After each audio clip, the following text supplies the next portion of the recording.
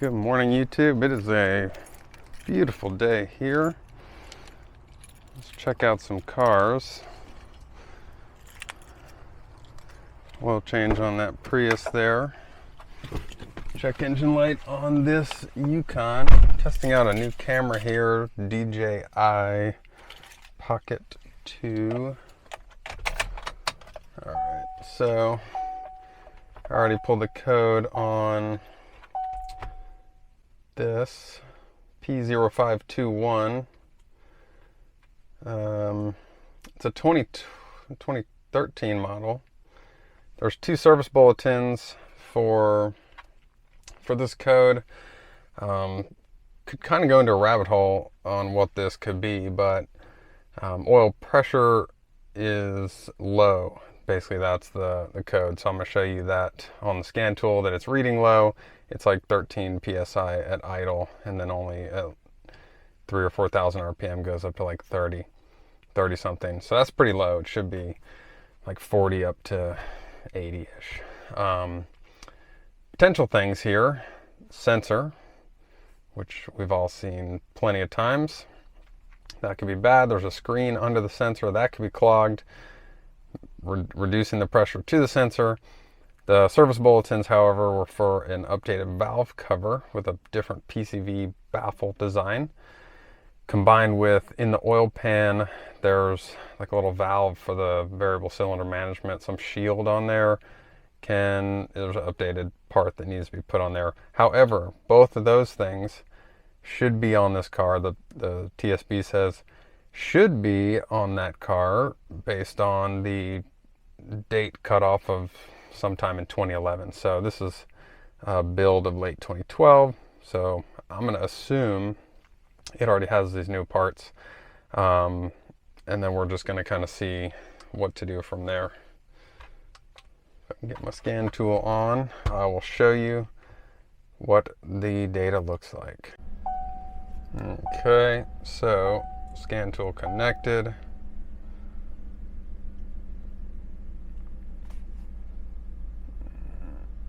Oil pressure PID right here. Okay, so see at idle we have 16 pounds. That's low. Normally when we see the pressure sensors like fail, they're stuck at like 105-ish psi, and they're kind of just capped out. This is a low pressure, which is a little unusual. The higher pressure one, that's a different code, if I remember right. But being low pressure is kind of weird. The TSB also said there's like an engine cleaning procedure. Pull all the spark plugs, pour GM's special engine top cleaner in there, and let it sit for 3 hours, flush it out, change the oil. That's a possibility too. So there's a lot of ways this could go, from removing the valve cover to inspect the PCV, to replacing the valve cover, to checking in the oil pan to see if that shield thing is there, to flushing the engine, to replacing the sensor. So this one could get interesting. I'm going to increase RPM and you'll see we don't really. So that is 3,000 RPM reading 34 psi. Not good, not normal reading.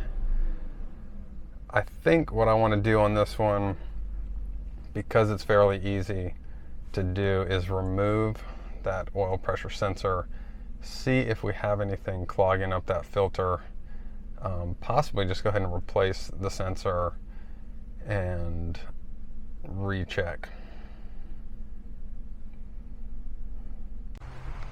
All right, next car, CRV. Change the oil and check engine light. Some hesitation when driving. Let's unlock this thing. Maybe with the key. But I'm just kind of doing what I do every day. Let's call it triaging these cars when they come in to get the kind of get the day set up for the for the guys and for myself. Where's the... Alright, got the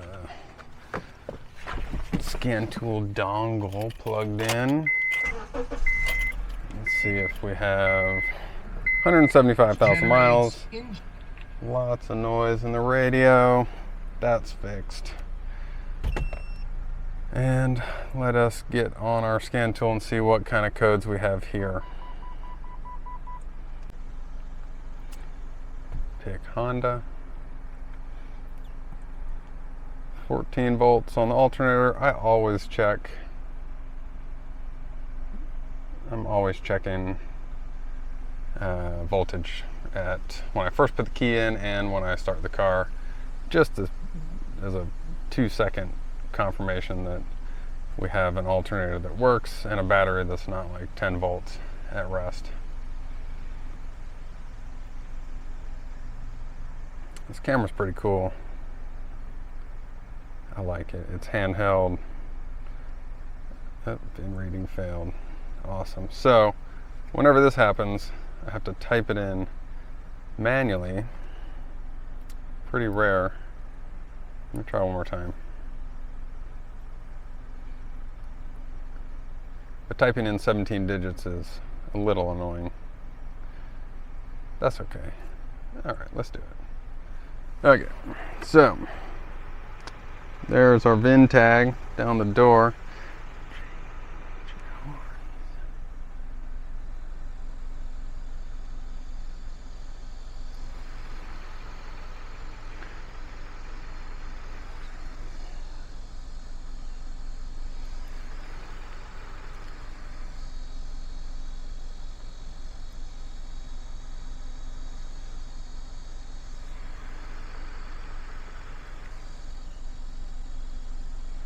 I think I got it all. So with this camera, it has like a gimbal attached or built into it. I'm trying to still figure that out. Okay, 04 CRV, good to go.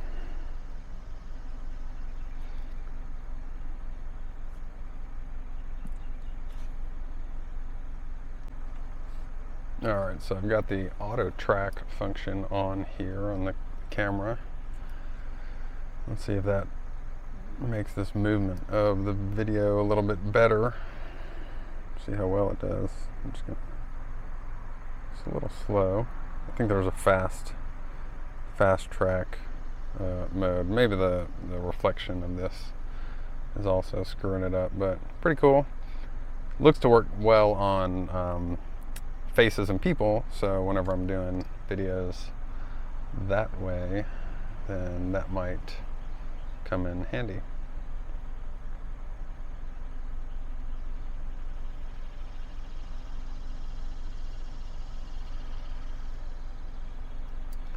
Hondas take a while with Autel.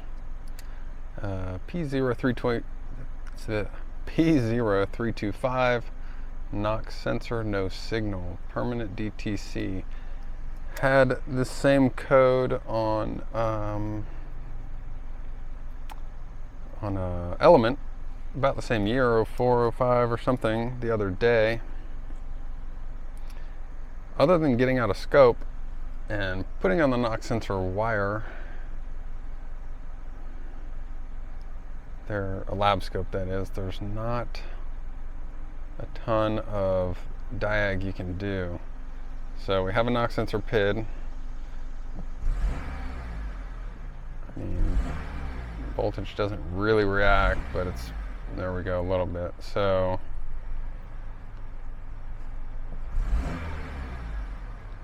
knock sensor on this one, if I remember from the other day, I hate when these hood latches require 2 people to open. So it's like the latch kind of gets stuck a bit and the spring doesn't like pop it up. So I'll have to get one of the guys to help out. We'll see if we can figure out anything else on the wiring harness end of this knock sensor and see if we need to replace that. Alright, so while pattern failure is not the way to go about all your repairs, it is good to know. I got that CRV pulled up, P0325, pattern failures, knock sensor 4000 reported, 110 ECMs, some spark plugs, some other stuff. Quite likely just shows how likely you are to be replacing like that particular part, and then you do want to, of course, use that to like test whatever you can to confirm. All right, so clear code, hold it at 3000 for 60 seconds. If the code comes back, start testing some wiring. That could be shorts in wires. So I don't suspect that because we were reading something. Okay, then Honda. I like this. Check the harness like we were talking about to see if there's an issue with it, open or short. I'm thinking oil dripping in there because of the oil leak I saw. If it's okay, then put a known good knock sensor in and recheck. Run it at 3000 RPM again, and then see if it comes back. If it does come back, do a software update or substitute a known good ECM. Well, I don't have an ECM, so I'm going to check for the oil problem leak into that harness. I ordered a knock sensor already. I will put that in if there's no problem with the harness. Then I'll see if the 325 comes back, and then if it does, we'll talk to the customer about doing a flash on the software. All right, next one, to give a quick check. This Mazda CX-9. Customer says it's got 99,000 miles. I'm pretty sure it needs rear brakes. I think he might be right. All right, so there's roughly a millimeter of pad remaining.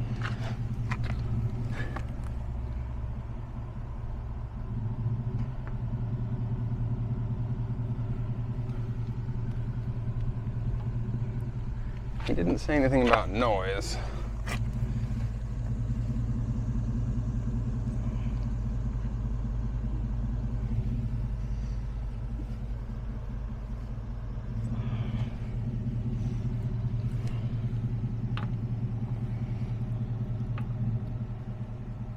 But that is close, so I'm gonna go with yes. On the rears, fronts have plenty. It's like 6 or 7 millimeters.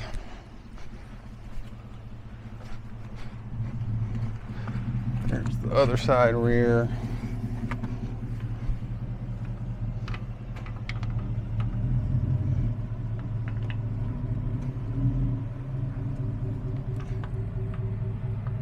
A little more material.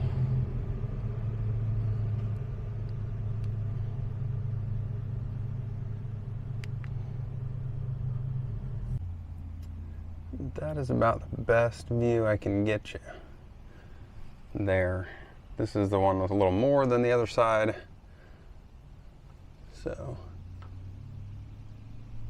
he's the preventative maintenance kind of guy. So we're probably gonna do pads and rotors on this one. I always do rotors with pads, like we talked about.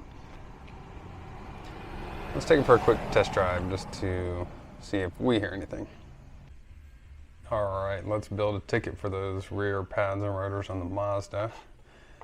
Advanced Auto Parts is one of my main go-tos. I have them set up here for pads and rotors as like a list, just because I have so many. brake jobs that we do and use their parts. There's the pads. Rotors are not in my local store, but somewhere close by, they say. And that's all there is to ordering parts. 12174.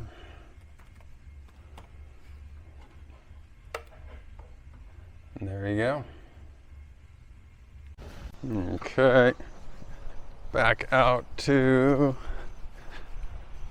set this guy up to pick up his Odyssey that one of the guys just finished a trans drain and fill on. Need to get the license plate number. Forgot to do that.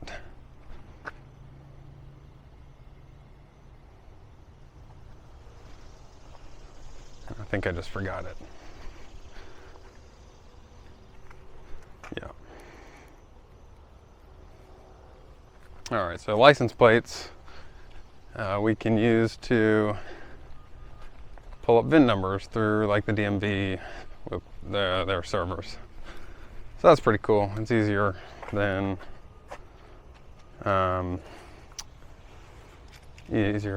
writing down the whole VIN number.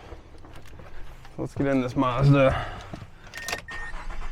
We did order the parts for the brakes, but it's going to be good to test drive. Anyway, radio off, windows down. Oh, I just remembered that he told me one of his windows kind of gets stuck, so let's hope it doesn't get stuck on me.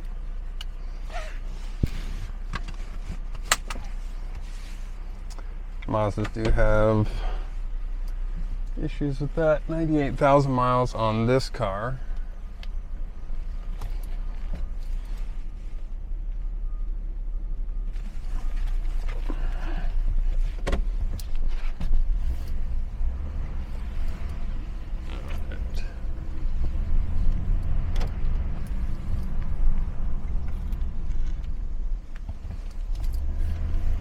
No noise on that first stop.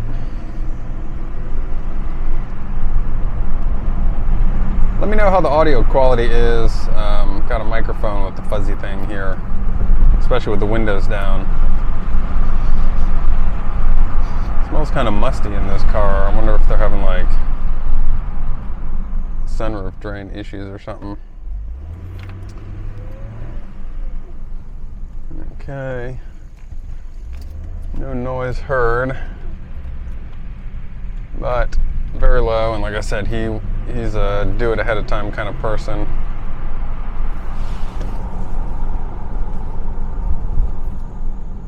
I will stick my head out the window to listen for brake noises many times. I'm on these like side streets in an industrial park, so it's fairly low traffic here most of the time. But we will get this in the shop and do those rear brakes. He already gave me the approval because he was assuming it was needed to be done anyway. So that's what we're going to do on this one. So it is now 1 o'clock. I need to eat lunch, but we got the Yukon oil pressure sensor in there. Changed the oil on it also. The factory data said to increase engine RPM from idle by 500 RPM for that code, the P0521. So idle it was like 600 at idle, increased by 500.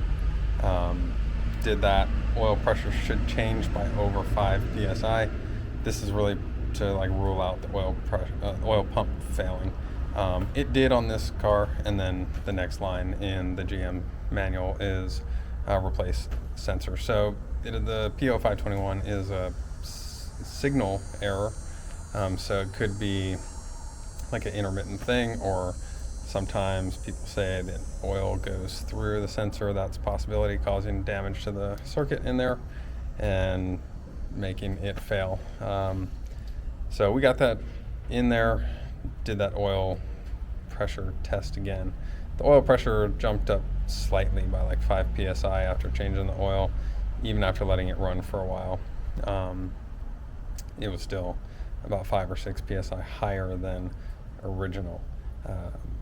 One other note on the GM service information, it gives you a range of 6 to 65 psi for the oil pressure sensor reading at idle. That seems like a wildly huge like range to me. So I kind of discounted that. That's why I think there's no real specification. But that 5 psi change for 500 RPM seems pretty good. Also, the CRV is done. I'm looking at it in the parking lot right now. Put a knock sensor on it. It was reading 0.04 volts at idle before the knock sensor was, and now it reads 0.2. The customer also complained of the car feeling sluggish. That is most likely because a bad knock sensor will retard the ignition timing and cause drivability issues. So I test drove it after, got an oil change on there too, and it seems all fine. The new knock sensor reacts a lot quicker than the old one as well when you change engine RPM. So that is how my day started. I'm gonna eat lunch and then keep on. As always, thank you for watching.